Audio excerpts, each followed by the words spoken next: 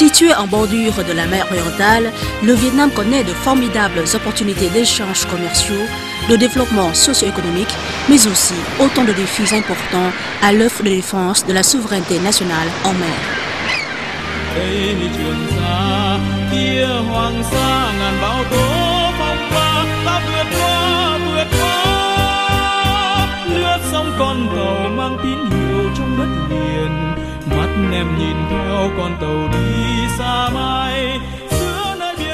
Avec 3260 km de côte s'étendant du nord au sud et des milliers d'îles de diverses tailles, dont les deux archipels Paracel et Spratly, la mer et les îles se sont inscrites au cours des siècles dans l'œuvre de fondation et de défense du pays, du peuple vietnamien.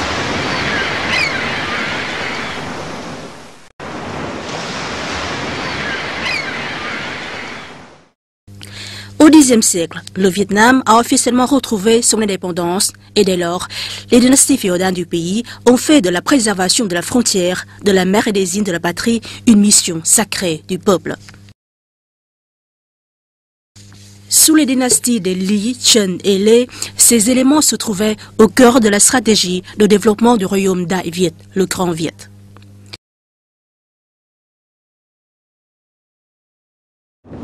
Les documents historiques existants ont permis de prouver éloquemment que, au moins depuis le XVIIe siècle, la cour des Nguyen a établi la souveraineté et procédé à l'exploitation efficace des deux archipels Paracel et Spratly, qui n'étaient à l'époque que des terres inhabitées, ne relevant de la souveraineté d'aucun pays.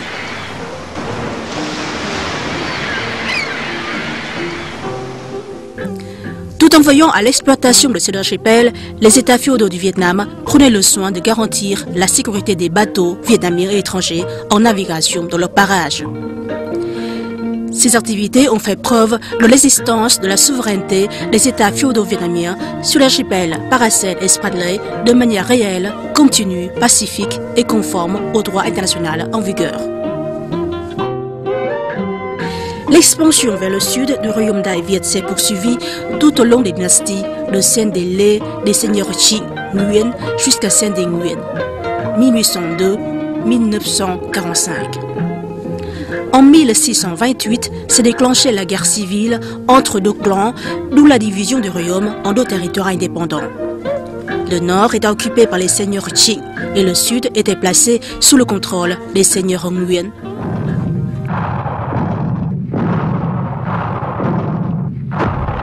La marine de ces derniers était d'une puissance particulière. En 1644, les navires de guerre ont effectivement remporté une victoire éclatante contre les troupes hollandaises à l'embouchure du fleuve Giang.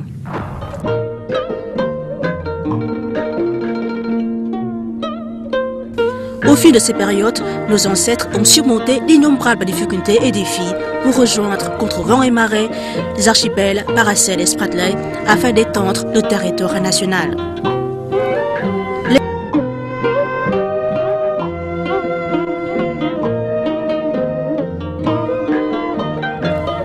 L'épreuve de la découverte, de la gouvernance et de l'exploitation de ces deux archipels par les dynasties féodales du Vietnam sont consignées dans différentes sources historiques vietnamiennes et étrangères.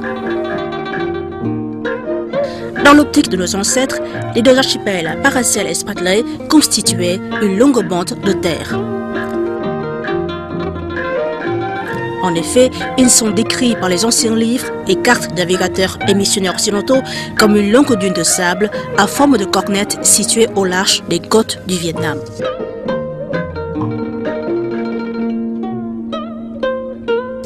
L'ouvrage vietnamien considéré comme le premier à aborder l'existence des archipels Paracel et Spratly constitue un recueil de cartes intitulé Thiên Nam Tứ Chí Lộ Đồ Thư, qui signifie collection de cartes indiquant 4 itinéraires au sud du ciel, faisant partie de Hồng Đức Bản Đồ ou Hồng Đức Atlas, dessiné et rédigé par Do Ba au pseudonyme de Công Đạo aux environs de 1686. Do Ba est originaire de Bic Chiu, district de Thanh Giang, province de Nghệ An, admis aux examens de la première année Dương Đức du règne de Lê Gia Tông, 1672. Sous le règne de Qinghua 1680-1705, sur ordre des seigneurs Qing, il a démissionné et s'est déguisé en commerçant pour traverser la région Tuanguang, actuellement la terre s'étendant de Guangbing à Fujian, le Champa et le Shenla, en étudiant les montagnes, les rivières et les routes maritimes, et a fini par dessiner une carte qui l'a ramené vers le nord et soumettre au seigneur Qing Kan à un projet d'expansion vers le sud. Thiên Nam Tứ Chí Lộ Đồ Thư décrit les archipels Paracel et Spratly sous l'appellation banc de sable jaune et relate le fait que les Nguyen envoyaient leurs flottilles vers les bancs de sable jaune, récupéraient des marchandises et des objets provenant des navires de commerce étrangers coulés dans les parages de l'archipel Spratly comme suit. En pleine mer, un archipel aux longues dunes appelé banc de sable jaune, mesurant approximativement 400 lieues de longueur et 20 lieues de largeur, émerge des profondeurs face aux côtes allant du port de Da Chiem à celui de Sa Vinh. À l'époque de la mousson du sud-ouest, des navires de commerce de divers pays qui naviguent près des côtes font souvent naufrage sur ces territoires insulaires. Il en est de même à l'époque de la mousson du nord-est pour ceux qui naviguent en haute mer. Tous ces naufragés y meurent de faim. Diverses marchandises y sont accumulées. Chaque année, au dernier mois de l'hiver, les Nguyen y envoient une flottille de 18 jonques pour les récupérer, obtenant ainsi en grande quantité de l'or, de l'argent, des monnaies, des fusils et des munitions.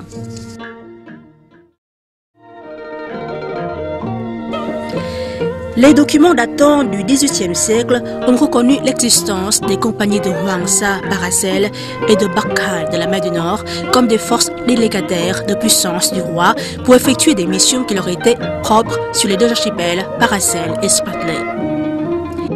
Au début, les seigneurs Nguyen envoyaient chaque année des compagnies de Hoang Sa à l'archipel Paracel faire des relevés cartographiques, recueillir des produits marins précieux et des ressources naturelles, des marchandises et des objets en métal provenant des navires naufragés et les ramener au roi. Ils ont constitué par la suite la compagnie de Bac Khai pour les mêmes missions sur l'archipel Spratly. Ces activités ont été relatées dans un bon nombre d'ouvrages historiques, dont le plus remarquable est le recueil intitulé Phu Bien Tap Luc, mélange sur le gouvernement des marches rédigé par le savant Lê Quý Đôn à la 37e année du règne Cảnh Hưng, 1676, lorsqu'il était conseiller pour les affaires d'état-major au service du seigneur Chi Sâm, près le commandement opérationnel de Thuận Hoa et de Quảng Nam.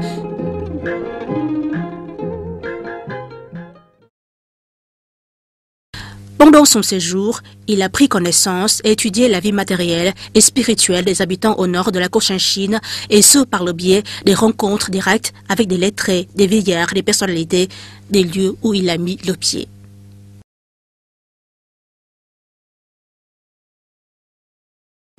Le Phu Bien Tap Luc relate l'actualité en temps réel et les mesures destinées à apaiser et maintenir la paix à la frontière du Sud.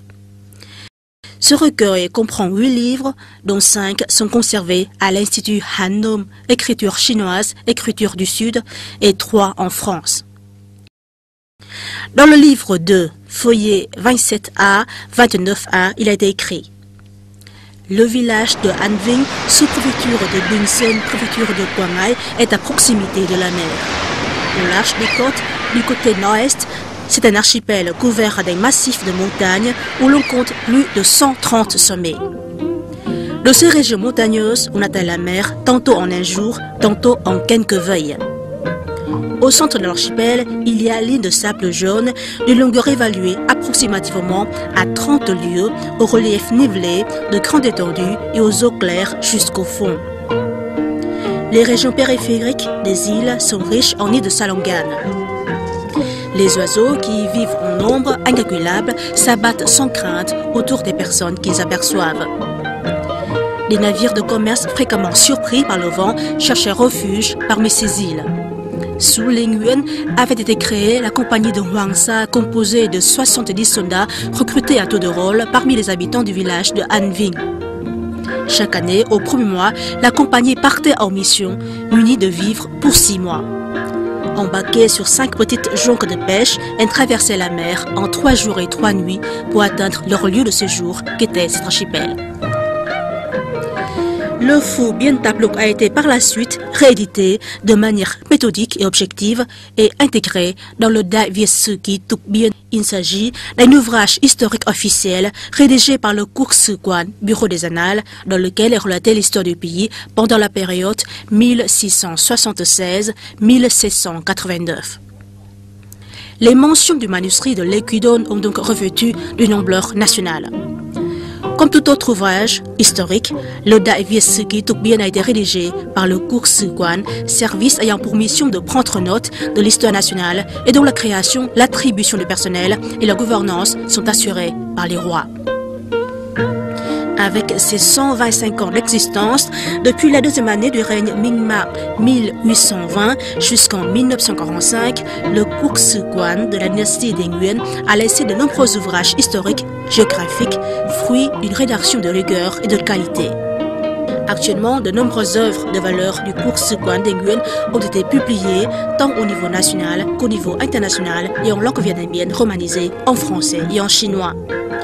Tels que Dai Nam Thực Lục, relation véritable du Dai Nam Địa Chuyện, biographie du Dai Nam, Hoàng Việt Địa Dư Chí, géographie royale des Việt, Đại Việt Địa Dư Toàn Biên, géographie complète du Grand Việt, Gia Định Thành Thông Chí, histoire et description de la basse Cochinchine, Đông Khánh Dư Địa Chí, géographie de Đông Khánh. Tous ces ouvrages ont relaté les activités de gouvernance et d'exploitation des archipels Paracel et Spratly de la dynastie des Nguyen.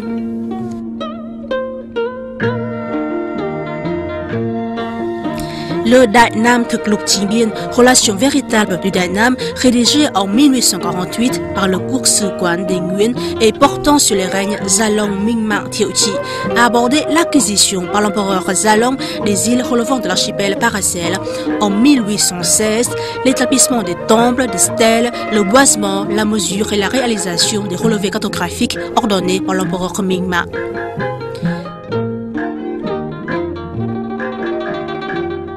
Le livre 50 rapporte que, en février de l'année Athoi, 14e année du règne Jalong 1815, l'empereur a ordonné à la compagnie de Hoàng Sa, avec à sa tête Phạm Quang Anh, de se rendre à l'archipel Paracel à effectuer des activités d'inspection des routes maritimes.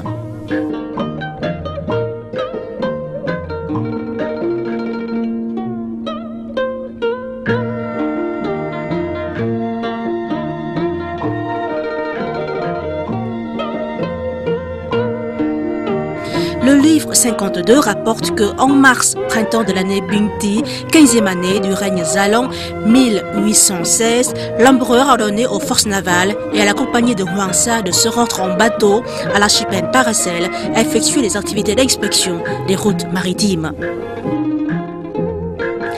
Le livre 104 rapporte que l'empereur donna au ministère des Travaux publics les instructions suivantes.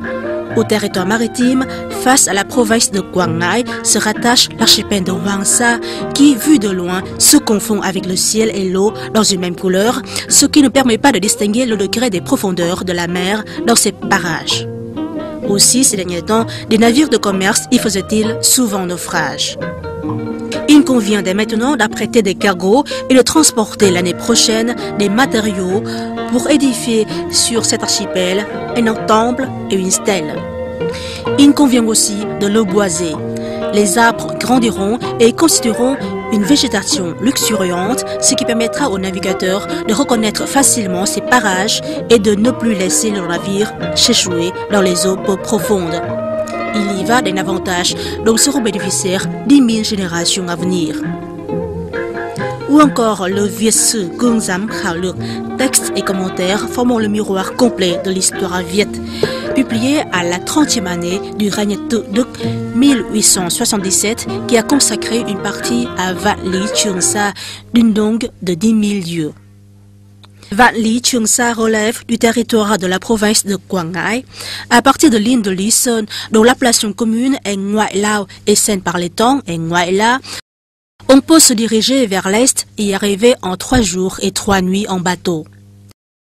À l'époque de Dai Viet, les soldats de la compagnie de Hoàng Sa étaient recrutés parmi les jeunes hommes du village de An Vinh et envoyés chaque année vers ces dunes pour recueillir des produits marins, le voyage durant de janvier jusqu'en août. Là-bas s'élève un ancien temple couvert de tuiles avec un panneau gravé de ces 4 caractères Vali Babing. Sur 10 000 lieues, les flots s'apaisent, dont la date de construction est ignorée. Les soldats et les habitants, en passant par ces dunes, sèment autour du temple des graines de fruits du sud pour que les futurs arbres leur servent de repère. Depuis la dissolution de la compagnie de Hwangsa, les bateaux et les jonques ont cessé de naviguer dans cette région.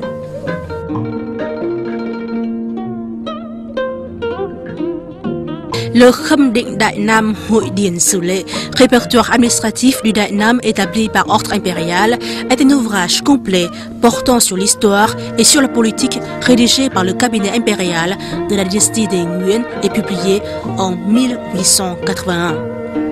Il s'agit d'un document décrivant de manière complète et profonde les ordonnances, les requêtes produites durant une période de 50 ans, allant de la première année du règne Zalong 1802 jusqu'à la 4e année du règne Tukduk 1851, ainsi que l'exécution par les ministères des ordres impériaux. Dans les livres 207 et 221 ont été abordés à plusieurs reprises le paysage, les passages sur les îles de l'archipel Paracel et la nécessité d'y envoyer des Bien Binh, des militaires des forces navales et de garnison des provinces de Quang Ngai, Bình Định, faire du relevé cartographique, édifier un temple et une stèle marquant la souveraineté et décrire des passages, la direction, la situation et la longueur des routes maritimes dans les parages de l'archipel. Voici un extrait. En la 16e année du règne Mingma 1835, le ministère des Travaux publics sollicita à l'empereur d'approuver la construction par les autorités de la province de Quang Ngai d'un temple en l'honneur des génies de l'archipel Paracel, selon le style d'édifice en pierre dans la partie sud-ouest de l'île au monticule de sable blanc. À gauche du temple est édifiée une stèle de pierre haut d'un toc 5 tocs, en large d'un toc de toc et devant sa façade un écran, tandis que différents arbres sont plantés derrière cet édifice, ainsi qu'à sa gauche et à sa droite. Le Quốc Triều Chính Biên Toát Tiếu, histoire sommaire de la dynastie nationale régnante, partie principale, un autre ouvrage historique de la dynastie des Nguyen, 9e année du règne Khai Định, 1924, a abordé la personne légendaire de Phạm Hữu Nhật de l'île de Lý Sơn. Son exécution d'ordres impériaux est décrite dans le livre 3. L'empereur ordonna au commandant des forces navales, Phạm Hữu Nhật, d'emmener ses troupes à la province de Quang Ngai et de se diriger vers l'archipel de Paracel. Quelle que soit l'existence des îles, des monticules de sable, la longueur, la largeur, la hauteur, le périmètre et l'existence des bancs de sable, des récifs aux alentours et les obstacles engendrés par son relief, l'itinéraire évalué en lieu entre l'archipel et le port maritime, la proximité par rapport à une province certaine, tous ces éléments doivent faire l'objet de descriptions. Il a été ordonné également d'emmener des bornes en bois à planter à chaque destination et de faire des relevés cartographiques qui seraient ultérieurement soumis à l'empereur. Toujours à ce propos, l'acte officiel en date du 12 février de la 17e année du règne Mingma 1836, signé par l'empereur lui-même, dispose que le ministère des Travaux publics a l'honneur de porter à la connaissance de votre Majesté ce qui suit. Le cabinet, dans sa lettre officielle apportant l'avis du roi, en exécutant l'ordre du roi, nous a donné la mission suivante. Des bateaux devront être envoyés à Hwangsa. Chaque bateau transporte 10 bornes en bois, dont chacune mesure de 4 à 5 tours de longueur, un toc d'épaisseur bien gravé de ce qui suit en gros caractères. La 17e année du règne de Mingma, l'année Bingtan 1836, des officiers de la marine menant une mission d'examination sur l'archipel Paracel, conformément à l'ordre du roi, sont arrivés ici et ont planté ces bornes pour l'exécution. Cette fois-ci, c'est le commandant marine Phạm Hữu Nhật qui est envoyé au Paracel.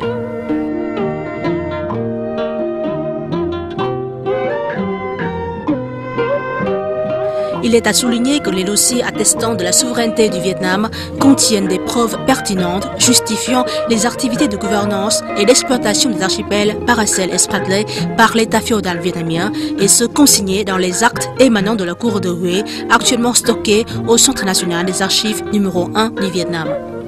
Il s'agit d'un acte juridique et administratif de l'État sur lequel les rois vietnamiens mettent leur avis ou donnent leurs instructions dans le cadre de la gouvernance du pays. Le recrutement des soldats des compagnies de Hoàng Sa et la préparation de leur expédition ont été relatés dans le rapport du 15 avril de la 15e année du règne Ming-Ma 1834, conjointement présenté par le mandarin Bo Cheng, ansat de la province de Quảng Ngãi, et qui précise l'identité et l'origine des soldats venant des villages riverains comme suit.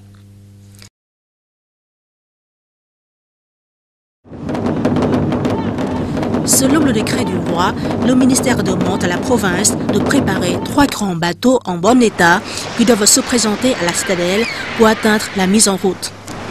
L'envoyé du roi et les Bien Binh de la marine ont pour tâche de se coordonner pour effectuer un voyage d'exploration dans les eaux des Paracels.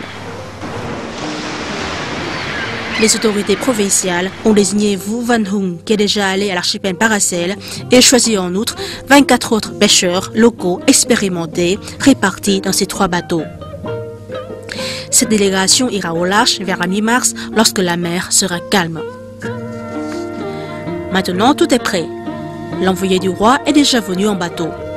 Trouvant raisonnables les demandes de Vu Van Hung, les autorités de la province décident de délivrer les permis aux pêcheurs expérimentés qui sont Dang Van Siem et son équipe. Le groupe de Dang Van Siem a pour tâche de conduire l'envoyé du roi, les Bien Binh, les pêcheurs et Vu Van Hung au Paracel pour exécuter leur mission. Comme le voyage porte une signification importante, les participants doivent faire tous les efforts pour assurer sa réussite. Toute négligence et faute seront sanctionnées lourdement. Liste des participants ci-dessous. Les conducteurs de bateaux sont Dang Van Siem, domicilié dans la commune de An Hai, district de Binh Sơn, et Dung Van Dik, domicilié dans le hameau de Hoa Diem.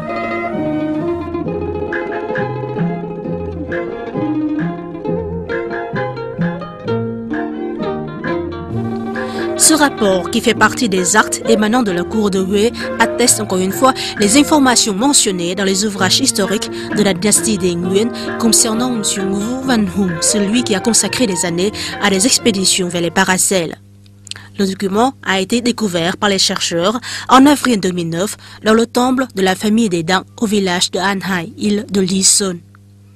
En contribution à l'œuvre de défense de la souveraineté du pays, cette famille a par la suite légué ce rapport à l'État.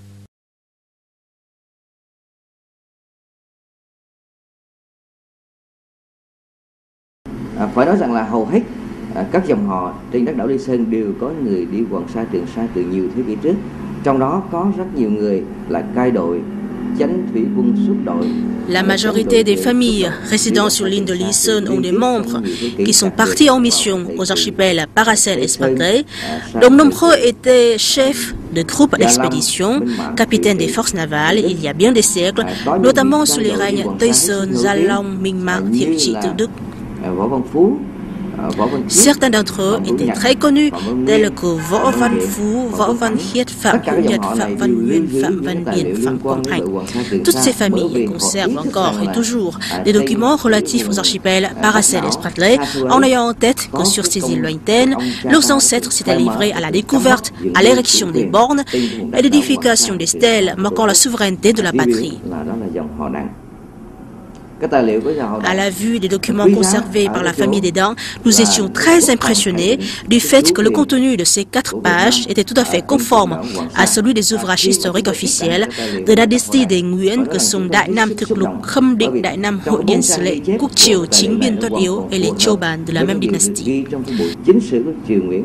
Ce document est d'une valeur significative et importante vis-à-vis de l'affirmation de la souveraineté du Vietnam sur l'archipel Paracel et Spratly.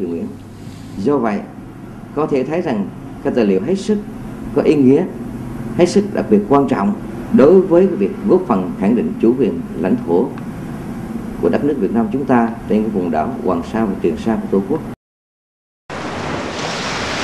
Pour les soldats de la compagnie de Hoàng Sa, une mission remplie leur valait des récompenses matérielles. À défaut, ils seraient punis par la cour.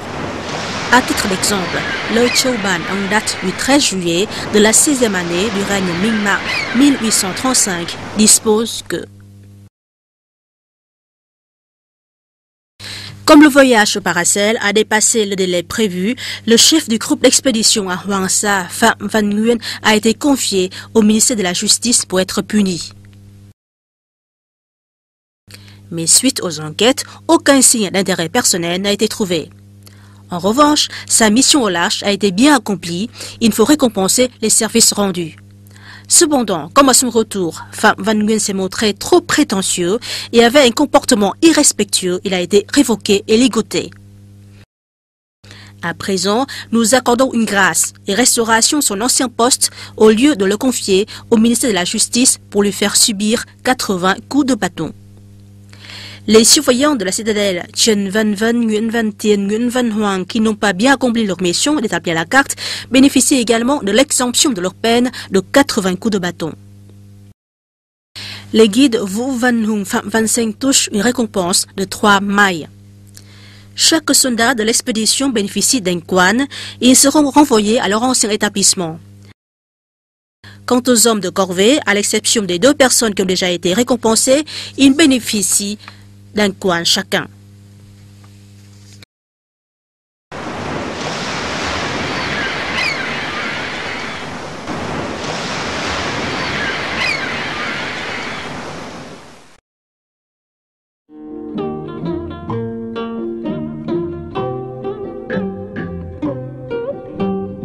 Le retard des missions engendré par le temps est abordé dans le Choban du 2 février bissextile de la 19e année du règne Ming-Ma 1838.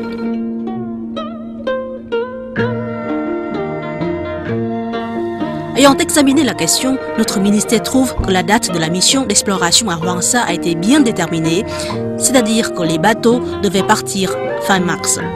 Mais à cause du vent et de la marée qui sont défavorables, le départ des bateaux a dû être retardé jusqu'à fin avril. Il s'agit alors d'un dépassement de délai. Ainsi, notre ministère soumet nos remarques à votre majesté. L'empereur Ming-Ma fut quelqu'un aux yeux de qui la défense de la mer et des îles revêtait une importance capitale. L'envoi par la Cour des missions d'exploration aux archipels Paracel et Spratly a été abordé dans le rapport en date du 21 juin du 19e année du règne Ming-Ma 1838 comme suit. Le groupe d'expédition a visité 25 îles qui appartiennent à 3 groupes d'îles. Il faut remarquer qu'avant, chaque année, chaque groupe d'expédition ne pouvait visiter que 12 îles au maximum. Jamais un groupe d'expédition n'a pu mettre ses pieds sur une 13e île.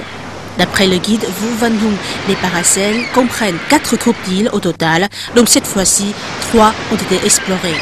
Mais il reste un 4e groupe au sud, assez éloigné des groupes explorés, tandis que le vent du sud soufflait très fort, ce qui était défavorable pour le voyage là-bas. Il a proposé alors d'y envoyer des bateaux l'année prochaine. Nous avons examiné les 4 cartes que le groupe d'expédition avait apportées, dont 3 désignent les groupes d'îles séparément, une désigne le tout et un journal de bord qui n'est pas encore bien corrigé ou retouché. Notre ministère propose à votre majesté de nous laisser réexaminer toutes ces choses-là et demander à ces gens de les perfectionner afin de vous les présenter. Ainsi, sous les dynasties Lê et Nguyen, l'exploitation économique des archipels Paracel et Spratly était placée sous le contrôle des compagnies de Hoàng Sa et de Bắc Hải. Il s'agissait des services dont le recrutement suivait des normes très strictes, dont le personnel fut rémunéré et reçut des ordres de la cour.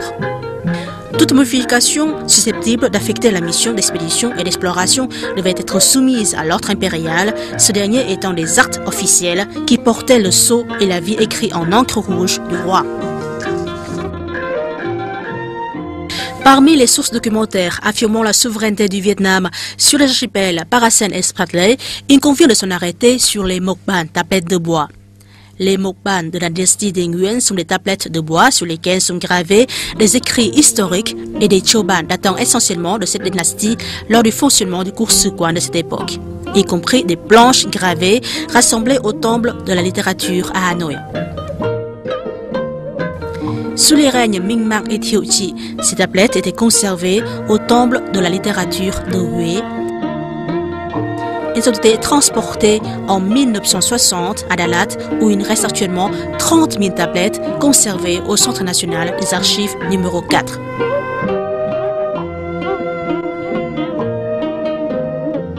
En 2009, l'UNESCO a inscrit les mukbang de la dynastie des Nguyen au patrimoine documentaire de l'humanité. Cette reconnaissance par la communauté internationale de l'existence de textes et de documents historiques de la dynastie des Nguyen est venue consolider les preuves juridiques et historiques de la souveraineté du Vietnam sur l'archipel Paracel et Spratly.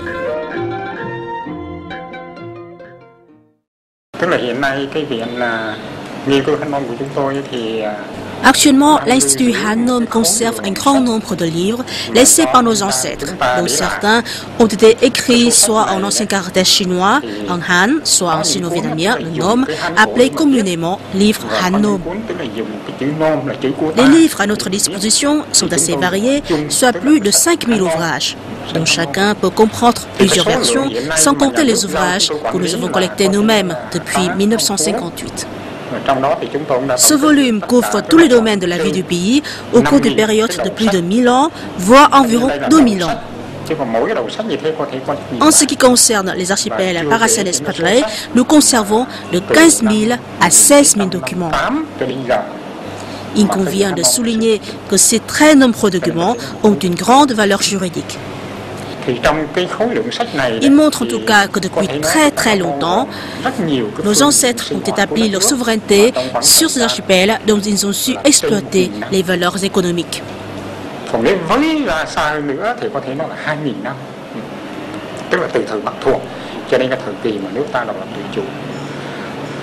Thì những cái sinh hoạt về mọi mặt của đất nước ta là đều được phản ánh trong cái số sách này phần nhiều.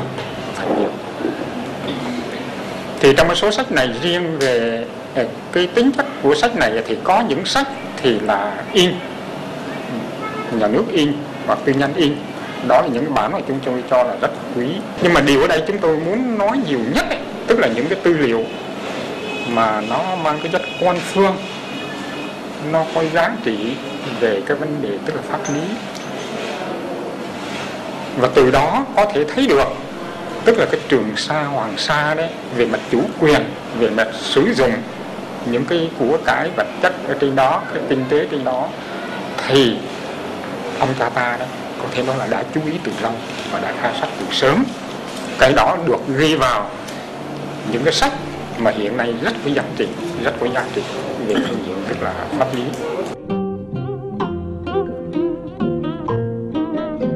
Ces preuves sont de nos jours conservées sous forme de tablettes ancestrales, de cloches en cuivre ou de registres généalogiques de bien des familles dans les temples en maints endroits du pays.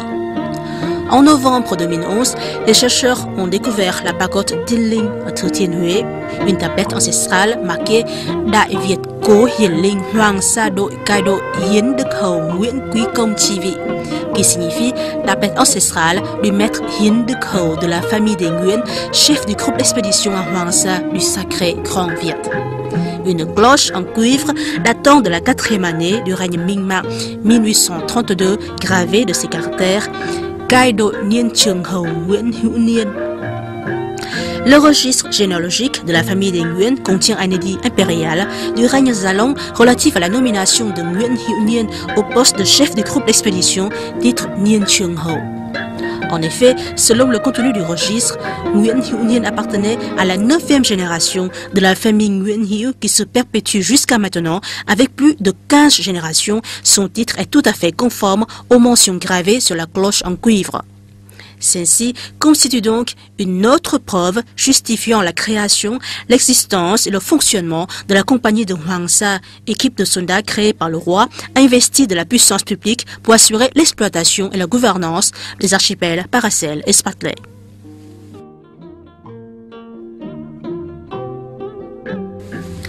Au temple de culte ancestral de la famille Vo, quartier An Vinh, hameau de l'Ouest, commune de Living, district de Lý Sơn, province de Quảng Ngãi, on conserve encore la demande en date du 15 janvier 1675, signée par Halio, chef du quartier de Kulare ou Inre, commune de An Vinh, qui porte sur la réorganisation de la compagnie de Hoàng Sa. Notre commune disposait autrefois des compagnies de Hoàng Sa et de Quế Hương. À l'année Tân Mùi 1631, le commandant Võ Hề a demandé l'autorisation de créer 2 autres compagnies dénommées Đại Mạo Hải Ba et Quế Hương Hàm avec 30 soldats chacune.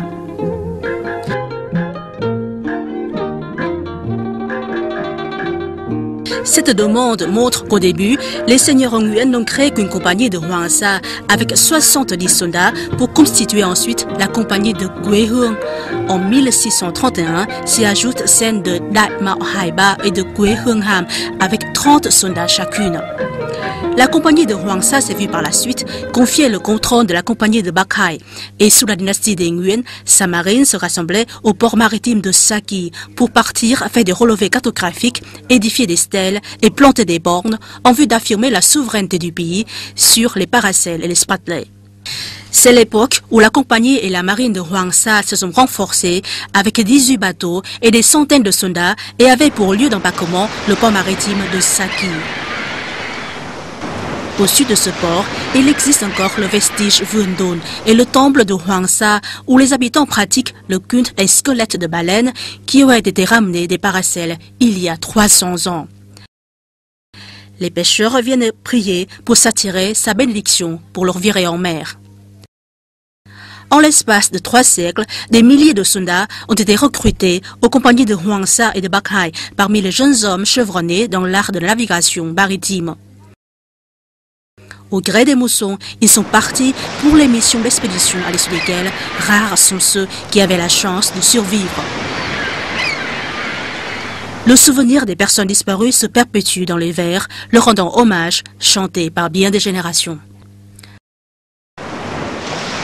Entre le ciel et la mer, sans rivage, s'émarchent les Paracels, d'où ne reviendront jamais ceux qui sont partis.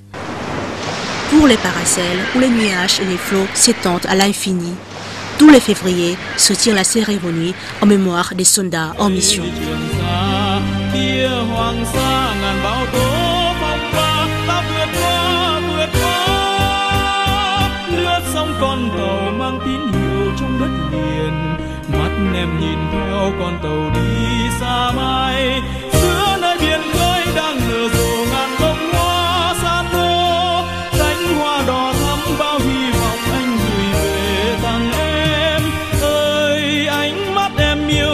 Biển xanh như trời xanh trong nắng mới, nhớ cả dáng hình em mùa gặt nặng đôi vai, sóng dù mối tình đời thủy thủ càng thêm vui.